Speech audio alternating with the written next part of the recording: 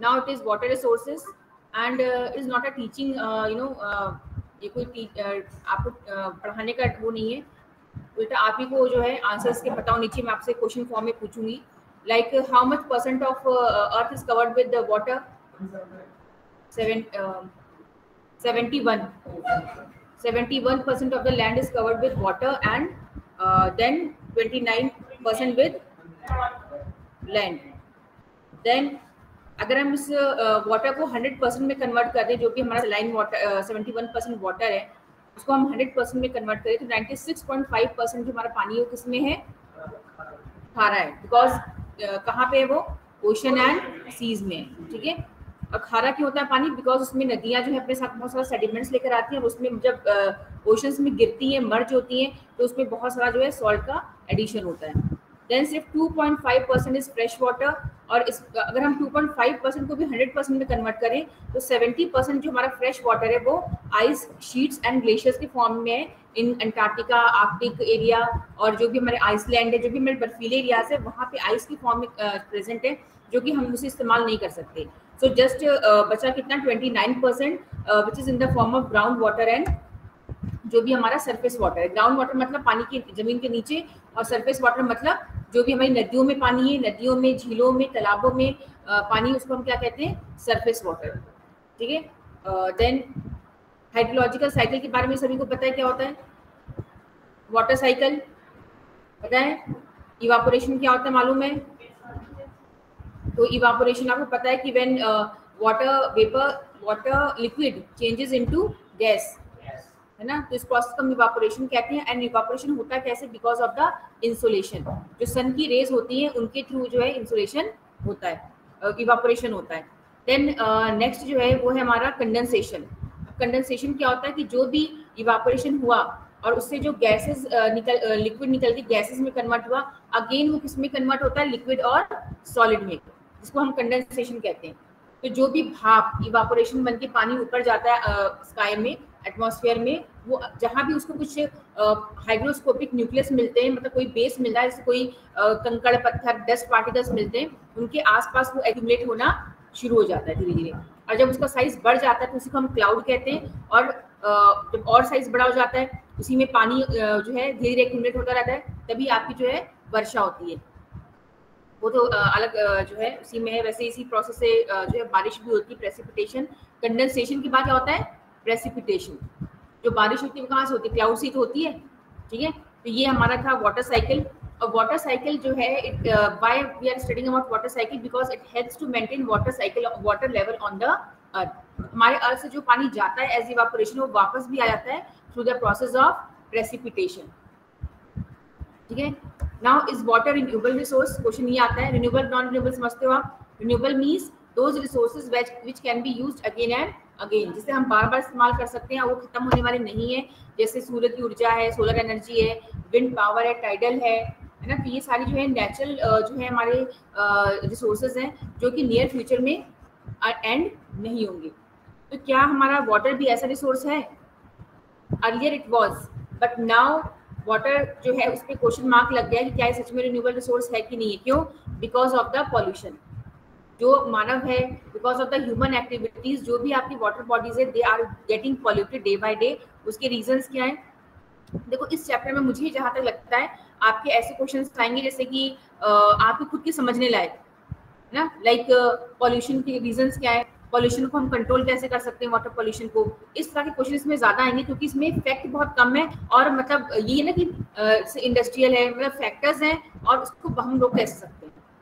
तो इस तरह के वैल्यू बेस्ड क्वेश्चन इसमें ज्यादा आ सकते हैं। तो मतलब आप बहुत टफ भी नहीं है, आप आसानी से पानी के गंदा होने के कारण क्या है उसको हम बचा कैसे सकते हैं। सो इंडस्ट्रियल वेस्ट पहला रीजन क्या है वाटर पॉल्यूशन का? इंडस्ट्रियल वेस्ट है।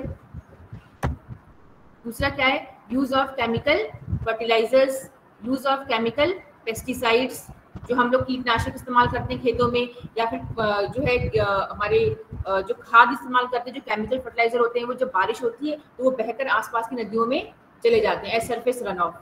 देन जो शहरीकरण है, जो शहर जितने बन रहे हैं उतने ही ज्यादा वाटर पॉल्यूशन हो रहा है, ठीक है ना। क्योंकि शहरों में हम लोग जो है बिना सोचे समझे जो है पानी को इस्तेमाल करते हैं, गंदा करते हैं, और उसको बहुत ही गलत तरीके से इस्तेमाल करते हैं। और जो भी गंदा पानी होता है सीवेज का, ड्रेनेज का, उससे हम कहाँ जाके वो पाइप कहाँ निकालते हैं, सीधा सीधा नदियों के ऊपर। ठीक है ना। आप देखना जितने भी होटल्स होते हैं या जितने भी घर होते हैं उनका कहीं ना कहीं पानी कहाँ डिस्पोज होता है, क्लास रिवर्स में। तो इससे क्या होता है, हमारी नदियाँ, अभी आपने देखा हमारे ऊपर से इंडिया जैसे देशों में कल्चरल एक्टिविटीज भी इंपॉर्टेंट है। लाइक अभी देखा आपने जो भी हमारा समझ लो अभी फेस्टिवल था, तो उसमें जो भी हम आइडल्स पे जाके जब डिस्पोज करते हैं रिवर्स में, तो वो क्या होता है, फ्लावर्स हम डिस्पोज कर रहे हैं, हम आइडल्स हैं, तो वो सब क्या actually they are made up of जो भी हमारे वैसे वो सॉइल से ही बना होता है, लेकिन अगर उसमें आप फूल पत्ती है या कुछ प्लास्टिक अगर आप उसी में जो डेकोरेटिव आइटम होता है आप डाल देंगे तो क्या होगा, तो भगवान क्या खुश होंगे, उल्टा आप नदियों को क्या कर रहे हैं, आप गंदा कर रहे हैं। तो हमारी जो कल्चरल हैबिट्स है कि हम बार बार के फूल डाल देते हैं या फिर हम पूजा पाठ के नाम पे जिसमें चीज़ें डिस्पोज करते हैं, और इंडिया वर्ल्ड में सबसे गंदी नदियाँ भारत में ही पाई जाती हैं, और हम भारत में ही नदियों को क्या मानते हैं, देवी देवी देवता। हम लोग इंडिया में कहते हैं ना, गंगा जी हैं, सरस्वती हैं, देवी जितना मानते हैं उतना ही सबसे ज्यादा हम पॉल्यूट करते हैं। आप यूरोपियन कंट्रीज, आप अमेरिकन कंट्रीज में चले जाओ, वहाँ पे नदियों को जो है आप बिल्कुल आपको क्लीन दिखेंगी, साफ। चाहे आप किसी भी रिवर की बात करो, बिल्कुल आप देख सकते हो कि नीचे का बेस देख सकते हो आप कि बिल्कुल क्लीन है। ठीक है ना। तो मतलब हमारी जो हैबिट्स हैं, जो हमारी कल्चरल हैबिट्स है, वो भी बहुत रिस्पॉन्सिबल है। ओवर पॉपुलेशन तो है, जितनी जनसंख्या बढ़ रही है उतना ही ज्यादा जो है पानी की डिमांड बढ़ती है, और पानी की डिमांड बढ़ती है तो हम पानी का क्या करते हैं, ओवर एक्सप्लॉयटेशन करते हैं। इरिगेशन, एग्रीकल्चर में भी बहुत ज़्यादा पानी की रिक्वायरमेंट होती है, क्योंकि जैसी पॉपुलेशन बढ़ेगी खाने की डिमांड बढ़ेगी, फूड सप्लाई, अब हमें फूड सप्लाई करना है, फूड की डिमांड है, तो अब फूड सप्लाई हम कैसे करेंगे, खेती में प्रोडक्शन को इंक्रीज करके। अच्छा भाई, प्रोडक्शन इंक्रीज करना है उसके लिए हमें क्या चाहिए, पानी, है ना। तो बारिश इतनी अच्छी होती नहीं है, रेगुलर है नहीं, तो हम क्या यूज करते हैं, इरिगेशन। तो इससे भी क्या होता है, पावर जो है, पानी जो है वो डाइवर्ट होता है। देन हाइड्रो इलेक्ट्रिक, हम जगह जगह क्या कर रहे हैं, नदियों पे डैम बना रहे हैं, नदियों पे डैम बना दे रहे हैं, कहीं नहरें बना के काट के खेतों तक पहुंचा रहे हैं। तो इन सब चीजों से जो है वाटर जो है पे इफेक्ट पड़ता है। Then why water resource is needed to be conserve, हमें पानी को बचा के रखने की आवश्यकता क्यों है, फॉर सस्टेनेबल डेवलपमेंट। ये बात आप बहुत बार सुनते हो ना, सस्टेनेबल डेवलपमेंट वर्ड सुना आपने पहले, सतत पोषणीय विकास। तो सतत पोषणीय विकास या सस्टेनेबल डेवलपमेंट का मतलब क्या होता है कि development but not at the cost of environment. आप डेवलपमेंट करो लेकिन अंधाधुंध मत करो, जैसे हमने पिछले 200-300 सालों में अंधाधुंध ब्लाइंडली हमने डेवलपमेंट का काम किया, पेड़ों को काट दिया, जगह जगह हमने पूरा डिफॉरेस्टेशन कर दिया है, और हमने इंडस्ट्रीज लगा दी, जिससे स्मोक, धुआं निकल के ग्लोबल वार्मिंग की प्रॉब्लम क्रिएट हो गई है। तो ये चीज़ों को स्टॉप करने के लिए ग्लोबल सस्टेनेबल डेवलपमेंट का कॉन्सेप्ट आया है कि विकास करो बट उसके साथ साथ कुछ सोच कर भी रखो अल्टरनेटिव, कि उससे इन्वायरमेंट को नुकसान ना हो। ठीक है ना। तो इसको हम कहते हैं सस्टेनेबल डेवलपमेंट। जो आज हमारे पास संसाधन मौजूद हैं वो हमारे आने वाली जनसंख्या की जो आगे वाली पीढ़ी है उसके लिए भी उसे हमें कंजर्व करके रखना है। ऐसा नहीं कि आपने सारी चीजें भी खा ली और उड़ा दिया, आपने बर्बाद कर दिया, और हमारे जो आगे वाली पीढ़ियां हैं, जो लोग आएंगे, बच्चे आएंगे, उनके पास देखने के लिए कुछ है ही नहीं। आपने बहुत बारी कार्टून पिक्चर टाइप का देखा होगा कि जो आगे के बच्चे हैं कई सालों बल्कि सालों बाद पृथ्वी पे वो पीछे क्या लेके घूम रहे हैं, ऑक्सीजन सिलेंडर, है ना, अपनी पीठ पे नॉर्मली, मतलब नॉर्मल स्कूल जा रहे हैं, नॉर्मल घूम रहे हैं, तो भी सब बच्चे क्या अपनी पीठ पे लेके घूम रहे हैं, ऑक्सीजन सिलेंडर, और लेके मास्क ऐसे लगा रखा है। तो ये अर्थ के बारे में दिखा रहा है कि आगे हमारी जो पृथ्वी है वो कैसे हो सकती है। अगर हमें इसी तरह से air pollution, water pollution continue रखा, तो हमने जितना पेड़ों को काट दिया, तो हमें फ्रेश ऑक्सीजन कौन सप्लाई करेगा, CO2 को कौन अपने अंदर इनहेल करेगा, है ना। क्योंकि जो फॉरेस्ट होते हैं वो CO2 को क्या करते हैं, ऑब्जर्व कर लेते हैं, and they give back us pure oxygen. तो अगर पेड़ नहीं रहेंगे तो फिर फ्रेश एयर कहाँ से आएगी, तो आप क्या कमी हो जाएगी, फिर हमें क्या लेके घूमना पड़ेगा, ऑक्सीजन के सिलेंडर्स। तो ये मतलब आगे का बताया गया है कि इस तरह से हो सकता है अगर हम लोगों ने अपने ऊपर कंट्रोल नहीं किया तो। देन पानी को बचा के रखने की आवश्यकता इसलिए भी है ताकि हम स्वस्थ रह सकें। हमें फूड सिक्योरिटी मेंटेन करने के लिए पानी की जरूरत खेती बाड़ी में भी होती है। देन हमारी जो लाइवलीहुड है वो भी पानी पर निर्भर है। हमारी लाइफ जो है, मानव सभ्यता तभी कंटिन्यू हो पाएगी जब हमारे पास पानी होगा। देन आपने कुछ बहुत सारे अपने बुक में देख लेना, वाटर रिसोर्स चैप्टर में कई सारे आपने फीचर्स पढ़े हैं।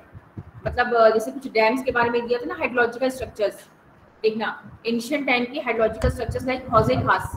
हौजे खास कहाँ पे, ये तालाब है, बहुत बड़ा झील है, लेक टाइप का, और ये कहाँ पर है, दिल्ली में, हौजे खास। क्या आ सकता है एग्जाम में कि हौज़े खास क्या है या फिर कहाँ पर है। तो हौज़े खास जो एक बहुत बड़ा सा रिजर्वायर बनाया था उसमें की किंग ने, और या फिर आप लेक कह सकते हो, और वो कहाँ पर है, दिल्ली में। Then Bhopal lake, Bhopal lake की पिक्चर आपकी बुक में दी होगी। भोपाल लेक बहुत बड़ा सा है और ये पूरे भोपाल की वाटर रिक्वायरमेंट को पूरा करता है, मध्य प्रदेश। हौज़े खास दिल्ली का। It was build by Alauddin Khilji in 1296 to 1316। हौज़े शमसी बिल्ड बाय इल्तुतमिश महरौली और अग्रसेन की बावली।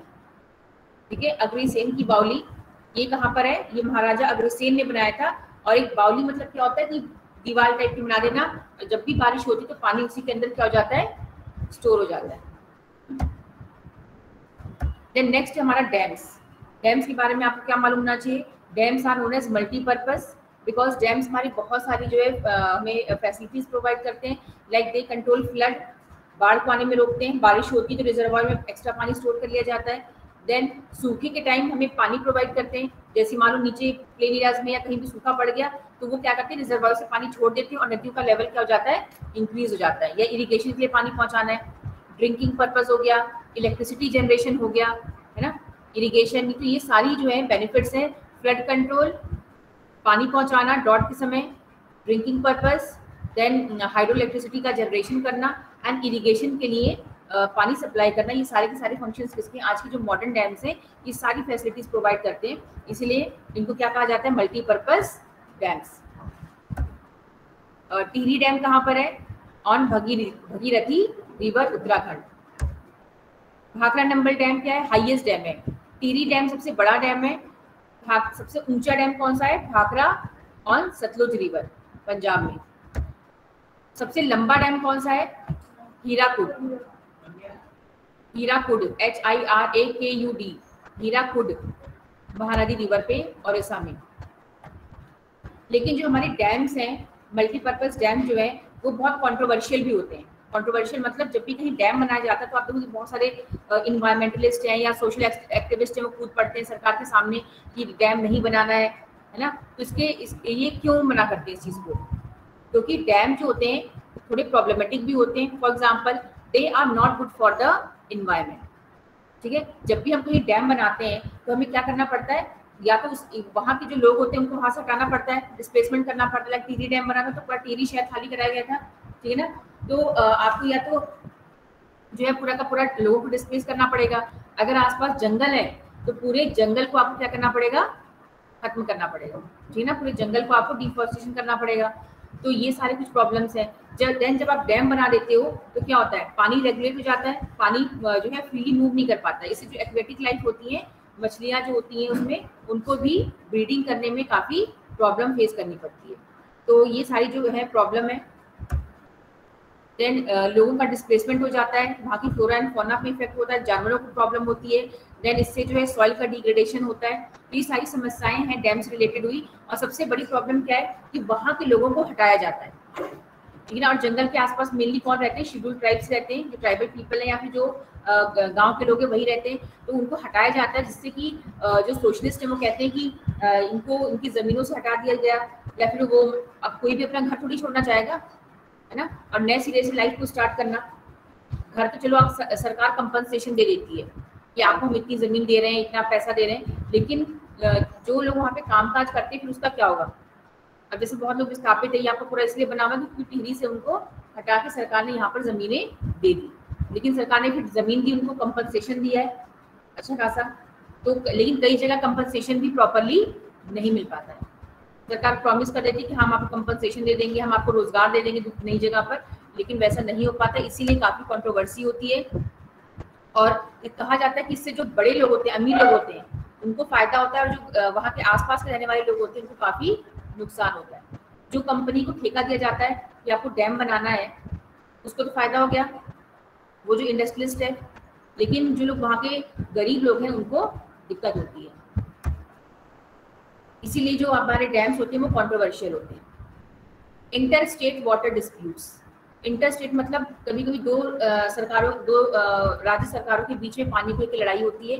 जैसे कावेरी रिवर है, कावेरी नदी जो है उसमें कर्नाटका और तमिलनाडु, कर्नाटका से होते हुए आती है और फिर कहाँ एंटर करती है, तमिलनाडु में। तो तमिलनाडु हमेशा ये कहता है कि कर्नाटका ने पानी रोक लिया है ऊपर और हमारे पास पानी नहीं आ रहा है, तो ये हमेशा इनके बीच में लड़ाई होती रहती है। कृष्णा रिवर को लेके भी डिस्प्यूट है कर्नाटका, आंध्र प्रदेश एंड महाराष्ट्र में। तो जो जिसके पास भी नदी शुरुआत होती है उसके पास पानी भरपूर मात्रा में होता है, और जो नीचे का स्ट्रेच होता है तो वो क्या करते हैं, वो ये कहते हैं कि हमारे लिए पानी है ही नहीं, तो ऊपर वालों ने पानी क्या कर दिया है, रोक दिया है। तो इस चीज को लेके काफी कंट्रोवर्सी होती है और आपस में लड़ाई होती है। तो इतना है बस, आप इसको ये जो है वाटर रिसोर्स में देखिए कुछ हम ये नहीं कह सकते कि फैक्चुअल नहीं है बहुत, तो आपके ऊपर आएगा इस तरह के क्वेश्चन की इनमें से कौन सा मल्टीपर्पज डैम का फंक्शन नहीं है या फिर है, या by what are multipurpose dam, या कौन सा डैम कहाँ पे, ये पढ़ लेना। सलाल डैम, कई सारे डैम है ना, ये आपके सिलेबस में देखना, मैंने आपको सिलेबस भेजा था उसमें से जरूर आएगा मैप में, ठीक है ना। जो डैम्स हैं उसमें कहीं ना कोई क्वेश्चन जरूर आएगा कि ये डैम कहाँ पर है। देन वाटर प्रॉब्लम क्यों हो रही है, वाटर पोल्यूशन के रीजंस क्या है, एमसीक्यू में ही कुछ ऐसे क्वेश्चन वो बनाकर आपको जो क्वेश्चन पेपर में आएगा, ठीक है। तो बस दिमाग लगा के करना है, ज़्यादा इसमें फैक्चुअल नहीं है, बहुत आसान चैप्टर है ये। देन आपका नेक्स्ट क्या था, मैं आपको बताने वाली थी आज फ्यूडलिज्म के बारे में, ठीक है। बुक है किसी के पास, क्योंकि मुझे फिर पूरा चैप्टर ढूंढना पड़ेगा। अब यहाँ पे कहाँ है चैप्टर, वो ही है नाउ। अच्छा, पावर शेयरिंग पहले आ चुका है ना, पावर शेयरिंग आ चुका है। नाउ फेडरलिज्म हमें करना है। सो फेडरलिज्म में आपको क्या क्या चीजें पता होनी चाहिए। India is a federal country. मैं आपको वो टॉपिक्स बताती हूँ जो मतलब जिस तरह से क्वेश्चन पूछे जा सकते हैं।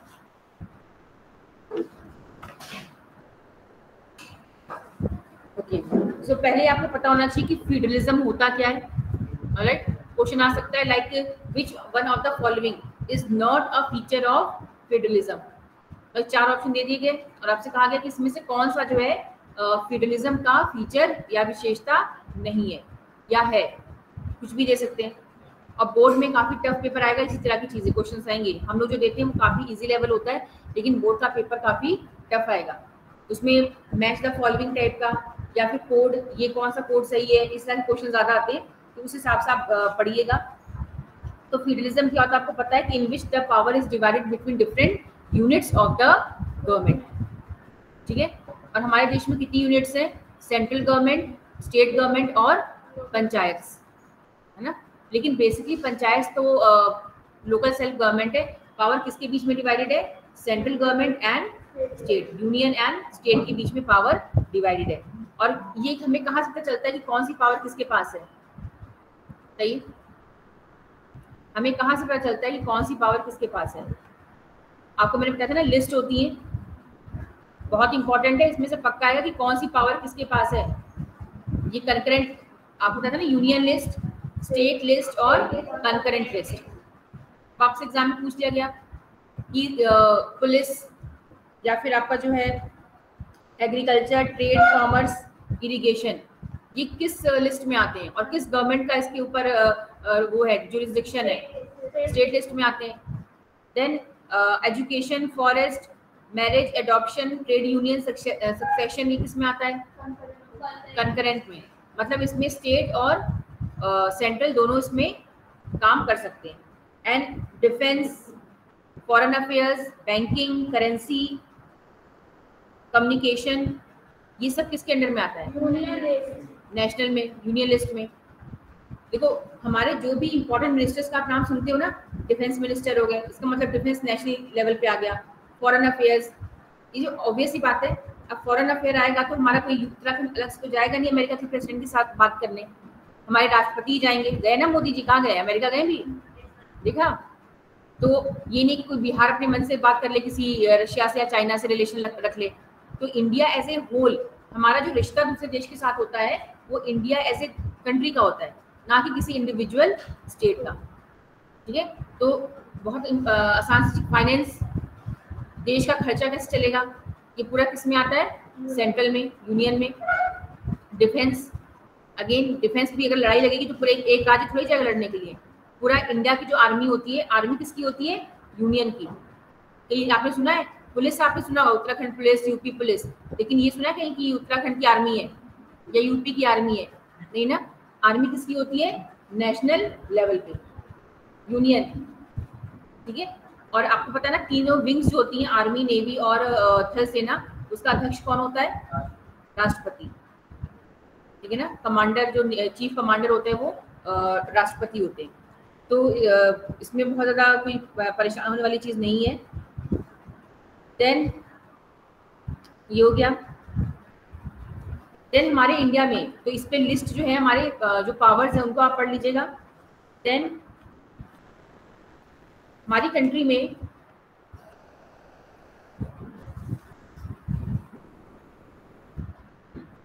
कितने पार्लियामेंट हैं, कितने हाउसेस, कितने पार्लियामेंट के कितने हाउसेस हैं? हाउसेस ऑफ द पार्लियामेंट के नाम बताइए। लोकसभा एंड राज्यसभा, ठीक है। लोकसभा एंड राज्यसभा है, और इसमें से पावरफुल कौन है? लोकसभा। बिकॉज लोकसभा जो होता है उसमें कौन बैठते हैं? MPs, member of parliament. और जो राज्यसभा होता है उसमें 250 मेंबर्स होते हैं, और लोकसभा में कम से कम 545 या 550 मेंबर्स होते हैं, जिनको हम मेंबर ऑफ पार्लियामेंट कहते हैं। और जनरल इलेक्शंस के टाइम जो हमारे आम चुनाव होते हैं, उसमें कौन चुना जाता है? नेशनल लेवल पे एमपीज, मेंबर ऑफ पार्लियामेंट। सारे इंपॉर्टेंट डिसीजंस कहाँ पे लिए जाते हैं? पता है आपको क्यों बताया जा रहा है? आपको ये बताया जा रहा है इसलिए क्योंकि डिवीजन ऑफ पावर कैसे है। देखो, जब भी कोई कानून बनना होता है, वो सबसे पहले कहाँ इंट्रोड्यूस होता है? इन द लोकसभा, ठीक है ना।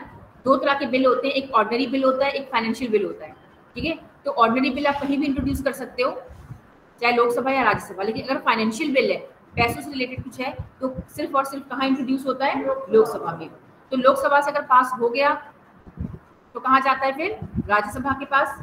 राज्यसभा ने भी अगर उसको पास कर दिया तो वो फिर वो कहाँ जाता है? राष्ट्रपति के पास। और फिर राष्ट्रपति जो है उसको साइन करके पास कर देते हैं। लेकिन इसमें भी ऐसा आसान नहीं होता, इसमें भी कई चीजें होती हैं कि कोई भी कानून पहले तो लोकसभा से अगर पास हो गया, सबसे बड़ी प्रॉब्लम क्या होती है? लोकसभा की होती है। अगर कोई कानून बिल लोकसभा में पास हो गया तो आप समझ लीजिए कि वो राज्यसभा और राष्ट्रपति फिर ज्यादा कुछ नहीं कर सकते। कोई ऑन द पेपर्स होता है बस कि राज्यसभा के पास जाएगा, फिर राष्ट्रपति के पास, बट एक्चुअल पावर क्या है? किसके पास है? लोकसभा के पास, ठीक है। क्योंकि मान लो राज्यसभा के पास आपने भेजा, राज्यसभा को कुछ टाइम दिया जाता है कि भाई आपको इतने समय में इसको रिव्यू करिए इस बिल को, अगर आपको कुछ प्रॉब्लम दिखती तो आप हमें वापस बताइए, ठीक है ना। फिर राज्यसभा जो है नाम के लिए एक मतलब वो है बस कि अगर उन्होंने बोल दिया कि ठीक है ये प्रॉब्लम है, हमें ये सब इसमें चीजें पसंद नहीं है, आप इसको चेंज करिए इस बिल में, तो वो लोकसभा के पास भेजेंगे। अब लोकसभा का मन करेगा तो वो चेंज करेंगे, और नहीं मन करेगा तो चेंज नहीं करेंगे, और फिर वो वापस भेज देंगे राज्यसभा के पास। और जब सेकंड टाइम भेजेंगे तो राज्यसभा को उसको पास करना ही करना होता है, और अगर नहीं करेंगे तो ऑटोमेटिकली क्या माना जाता है? पास हो गया। फिर वो किसके पास जाता है? राष्ट्रपति के पास। अगेन वही चीज, राष्ट्रपति इसमें कुछ बोल सकते हैं कि भाई ये चेंज करो जो भी है, लेकिन फिर वो लोकसभा के पास अगेन भेज देंगे। अगर फिर वापस राष्ट्रपति के पास आया तो उसको क्या माना जाता है? पास। चाहे उस सेकंड टाइम जो है राष्ट्रपति भी उसको उसमें कुछ नहीं कर सकते। तो क्यों लोकसभा? इसका मतलब क्या है कि जो भी हमारा कानून बनता है, बिल बनता है, उसमें जो है लोकसभा और राज्यसभा दोनों को माना जाता है on the papers, but actually power किसके पास है? लोकसभा। लेकिन अभी आपको ये नहीं सोचना है कि लोकसभा के पास पावरफुल है, राज्यसभा के पास नहीं है। हमें तो इस चैप्टर में ये प्रूव करना है कि हमारे देश में डिवीजन ऑफ पावर है, और जो भी कानून बनते हैं उसमें लोकसभा, राज्यसभा, सबका क्या होता है? सबका कॉन्ट्रीब्यूशन होता है। बट वो एक्चुअली है या नहीं है, वो अलग चीज है। तो ये आपको पता होना चाहिए। तो ये इससे प्रूफ होता है कि हमारा देश एक फेडरल कंट्री है, कि हम कोई भी कानून और जो भी चीजें वो राज्यसभा के बिना नहीं बना सकते, हमें राज्यसभा का भी जो है सपोर्ट चाहिए। देन हम आते हैं लैंग्वेज पॉलिसी पे। हमारे बहुत सारे ऐसे राज्य हैं जो कि किस बेसिस पे बने? On the basis of language. Language के बेसिस पर बने हैं। जैसे आपको पता है कि हमारे देश में लैंग्वेज एक बहुत ही ज्यादा इमोशनल एक टॉपिक होता है ना। साउथ में अलग लैंग्वेज होती है, नॉर्थ में अलग लैंग्वेज है, हिंदी, इंग्लिश। तो जब हमारा संविधान बना था तो उस समय हिंदी को राष्ट्रभाषा बनाया गया था, बट उसके बाद जो है काफी उस पर वो हुआ कि हम हिंदी को नहीं मानेंगे साउथ इंडिया में, तो फिर इंग्लिश को भी ऑफिशियल लैंग्वेज बनाया गया। और 1956 में 1956 में जो हमारे पहला राज्य था जो कि सिर्फ लैंग्वेज के बेसिस पे बना था, वो कौन सा था? आंध्र प्रदेश। आंध्र प्रदेश में कौन से लोग रहते हैं? जो तेलुगु बोलते हैं, है ना। तो तेलुगु स्पीकर्स के लिए लैंग्वेज के बेसिस पे सबसे पहला राज्य कौन सा बना था? आंध्र प्रदेश। नॉर्थ में ऐसा नहीं है, लेकिन आप साउथ में जाएंगे तो आंध्र तेलुगु लोगों के लिए, Tamil Nadu for the Tamil speakers, Kerala for Malayalam and Karnataka for Kannada. All that it is a different thing कि वहाँ पे हर ऐसा नहीं कि अब नॉर्थ के बहुत सारे लोग वहाँ पे जाकर काम करते हैं, बट बेसिकली लैंग्वेज के बेसिस पे इनकी आइडेंटिटी है। देन कोलिजन गवर्नमेंट आपको पता है, कोलिजन गवर्नमेंट क्या होती है? Yes, when no single party gets clear majority in the election, तो वो क्या करती है? अदर पार्टीज के साथ हाथ मिला लेती है और हाथ मिलाने के बाद अपनी सरकार बनाती है। जैसे हमारी जो भी गवर्नमेंट है वो भी कोलिजन गवर्नमेंट है, उसका नाम क्या है? एनडीए, नेशनल डेमोक्रेटिक अलायंस, जिसमें मेन बीजेपी है हेड और उसके साथ और अदर पार्टीज हैं। देन नेक्स्ट है आपकी यूपीए, इसमें कांग्रेस मेन है और उसका अदर पार्टीज हैं, यूनाइटेड प्रोग्रेसिव अलायंस। तो देखो इसमें भी बेसिकली इस चैप्टर में भी ना कोई वो नहीं है कि मतलब कोई फैक्ट नहीं है। इसमें बेसिकली क्या दिया हुआ है? आपको समझना है, और इसमें भी वही है कि दिमाग लगा के कुछ स्टेटमेंट वाइज बेस्ड क्वेश्चन आ सकता है कि लाइक कितना रिजर्वेशन है for women in the Panchayati system, 1/3 reservation है, देख लीजिए। तो आपको ये पूरी चीजें पढ़नी पड़ेगी। या तो उस सरकार को हम क्या कहते हैं जो सबसे ग्रास रूट और निचले लेवल पर है, क्या कहते हैं उसको? पंचायती राज, ग्राम पंचायत। या महात्मा गांधी ने किसका सपना देखा था, किस तरह की सरकार का सपना देखा था? तो कौन सी गवर्नमेंट, कैसी गवर्नमेंट होगी वो? पंचायती राज सिस्टम। उन्होंने कहा था कि हर गांव में अपनी सरकार होनी चाहिए, और वो सपना कैसे पूरा हुआ है? पंचायती राज सिस्टम के थ्रू। ठीक है, अब आपको पता होना चाहिए कि सबसे नीचे क्या है? ग्राम पंचायत है। ग्राम मतलब पंचायत जिसको हम कहते हैं, और पंचायत के ऊपर कौन है? पंचायत समिति। पंचायत समिति के ऊपर कौन सा है? हाँ, जिला परिषद। तो ये पूरा एक बना हुआ है, इसको आप पढ़ लीजिएगा कि मतलब कौन सा किसके ऊपर है, क्या किसका फंक्शन है। देन म्युनिसिपैलिटीज, जैसे गांव में पंचायत होती है, शहरों में क्या होते हैं? Municipalities, municipal corporation. But municipal corporations are more systematic and organised as compare to panchayat. और जो इनका हेड होता है उसको हम क्या कहते हैं? मेयर।